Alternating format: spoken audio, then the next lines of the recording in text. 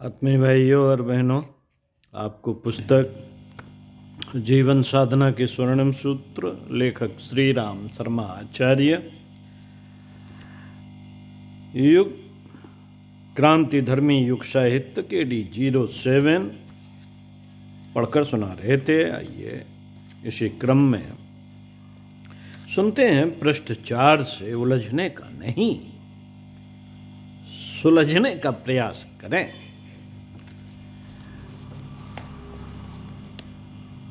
मित्रों, यह भूल भुलैयों का भटकाव है जिसे तत्वदर्शी प्रायः मायाजाल कहते हैं और उससे बच निकलने की चेतावनी देते रहते हैं। पर उस दुर्भाग्य को क्या कहा जाए जो मूर्खता छोड़ने और बुद्धिमत्ता अपनाने की इस समझ को उगने उठने ही नहीं देता। सुर दुर्लभ मनुष्य जीवन की दुखमयी बर्बादी की यह पृष्ठभूमि है। सुर दुर्लभ मनुष्य जीवन की दुख भरी बर्बादी की यह पृष्ठभूमि है। आश्चर्य है कि शिक्षित, अशिक्षित, समझदार, बेअक्ल सभी अंधी भेड़ों की तरह एक के पीछे एक चलते हुए गहरे गर्त में गिरते और दुर्घटनाग्रस्त स्थिति में कराहते कलपते अपना दम तोड़ते हैं। अब आइए जरा समझदारी अपनाएं और समझदारों की तरह सोचना प्रारंभ करें।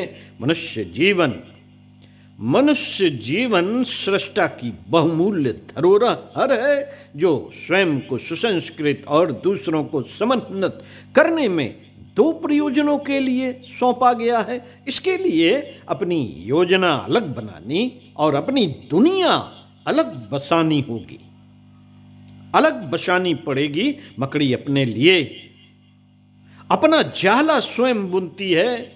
उसे कभी कभी बंधन समझती है तो रोती कलपती भी है, किंतु जब भी वस्तु स्थिति की अनुभूति होती है तो समूचा मकड़जाल समेट कर उसे गोली बनाकर अपने पेट में निगल लेती है। अनुभव करती है कि सारे बंधन कट गए और जिस स्थिति में अनेक व्यथा वेदनाएं सहनी पड़ रही थी उनकी सदा सर्वदा के लिए समाप्ति हो गई।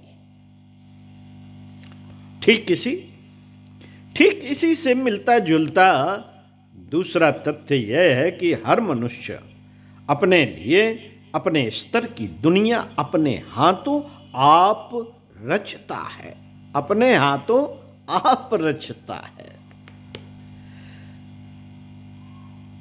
किसी के भी वश में इतनी हिम्मत नहीं होती।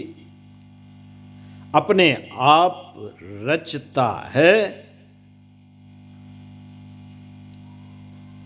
और उसी घोंसले में वह अपनी जिंदगी बिताता है। उसमें किसी दूसरे का हस्तक्षेप नहीं है। दुनिया की अड़चनों और सुविधाओं को धूप छांव की तरह दुनिया की अड़चनें और सुविधाएं तो धूप छांव की तरह आती जाती रहती हैं। उनकी उपेक्षा करते हुए कोई भी राहगीर अपने अभीष्ट पथ पर निरंतर चलता रह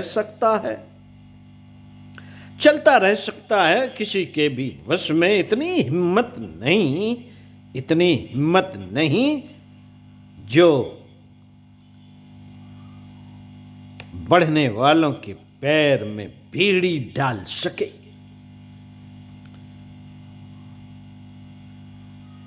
भले या बुरे स्तर के आश्चर्यजनक काम कर गुजरने वालों में से प्रत्येक की कथा गाथा इसी प्रकार की है जिसमें प्रतिकूल परिस्थितियों का झीना पर्दा उन्होंने हटाया और वही कर गुजरे जो उन्हें अभीष्ट था। मनुष्य बना ही उस धातु का है जिसकी संकल्प भरी साहसिकता के आगे कभी भी कोई अवरोध टिक नहीं सका है और न कभी टिक ही सकेगा।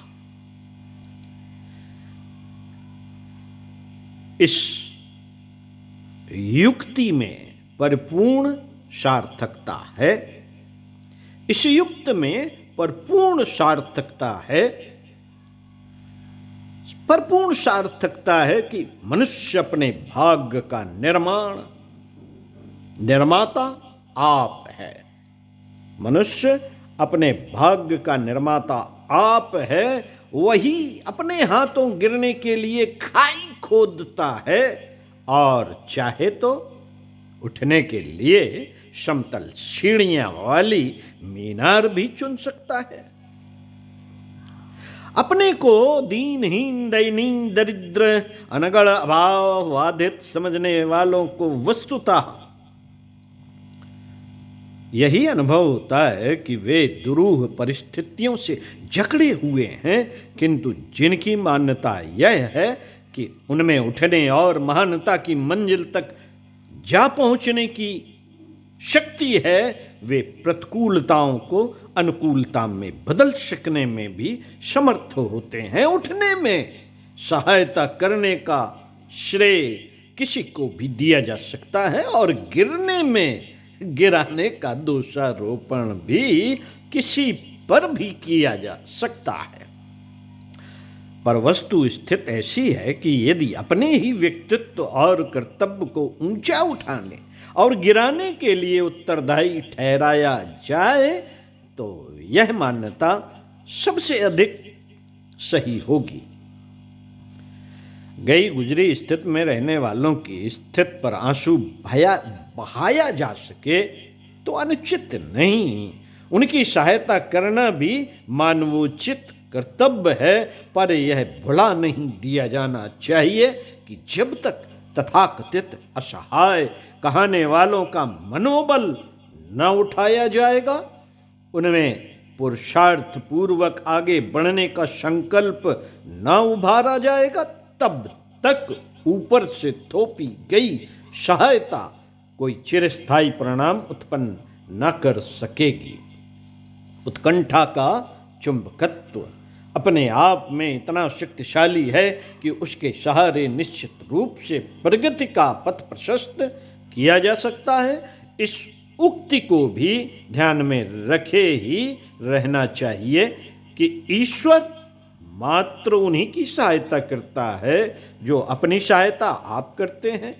दीन दुर्बलों की तो प्रकृति भी अपनी मौत अपने आप मरने के लिए उपेक्षा पूर्वक छोड़ती और मुंह मोड़कर अपनी राह चल पड़ती देखी गई है।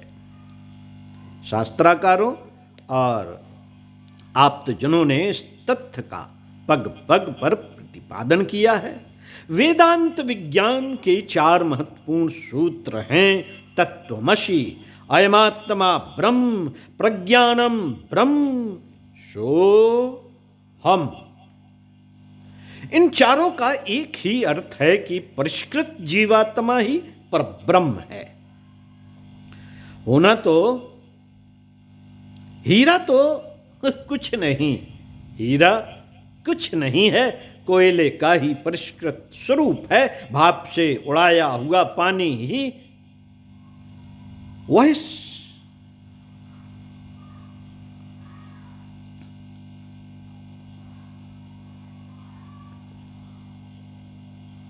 वह स्त्रवित जल, डिस्टिल वाटर है, जिसकी शुद्धता पर विश्वास करते हुए उसे इंजेक्शन जैसे जोखिम भरे कार्य में प्रयुक्त किया जाता है। मनुष्य और कुछ नहीं, मात्र भटका हुआ देवता है। यदि वह अपने ऊपर चढ़े मल आवरण और विक्षेप को, कषाय कलमशों को उतार फेंके तो उसका मनोमुग्धकारी अतुलित सौंदर्य देखते ही बनता है गांधी और अष्टावक्र की दृश्यमान कुरूपता, उनकी आकर्षकता, प्रतिभा, प्रामाणिकता और प्रभाव गरिमा में राई रत्ती भर भी अंतर न डाल सकी। जब मनुष्य के अंतःकरण का सौंदर्य खुलता है तो बाहरी सौंदर्य की कमी का कोई महत्व, बाहरी सौंदर्य की कमी का कोई महत्व नहीं रह जाता। मित्रों, गीताकार ने इस तथ्य की अनेक स्थानों पर पुष्टि की है। वे कहते हैं मनुष्य स्वयं ही अपना शत्रु है और स्वयं ही अपना मित्र। मन ही बंधन और मोक्ष का एकमात्र कारण है। अपने आप को ऊंचा उठाओ, उसे गिराओ मत। इन अभिवचनों में अलंकार जैसा कुछ नहीं। प्रतिपादन में आदि से अंत तक